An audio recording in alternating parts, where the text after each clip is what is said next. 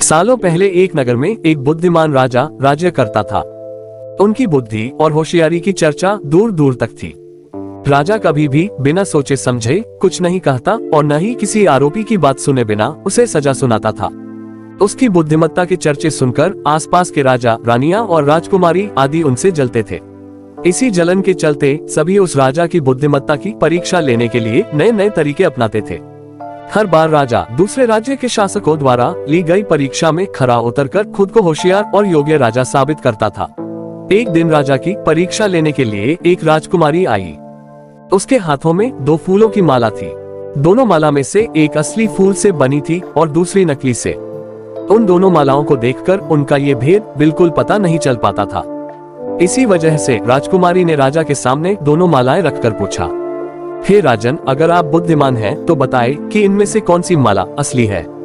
राजदरबार में बैठे सभी दरबारी माला को देखकर हैरान थे, क्योंकि किसी को समझ नहीं आ रहा था कि असली फूलों की माला कौन सी है।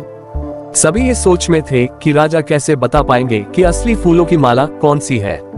राजा भी माला को देखकर परेशान होने लगे। उसी वक्त उनके दिमाग में कुछ तरकीब आई। उन्होंने तुरंत अपने एक सेवक से कहा, बगीचे की खिड़कियों को खोल दो। सेवक ने बगीचे की खिड़की को जैसे ही खोला तो राजा ने देखा कि फूल में बैठी मधुमक्खियां खिड़कियों से राज दरबार में आ रही हैं। वो कुछ देर मधुमक्खियों को ही देखते रहे। जैसे ही एक आध मधुमक्खी एक फूल की माला में बैठी, वैसे ही राजा ने कहा कि अब मैं बता सकता हूँ कि असली माला कौन सी है।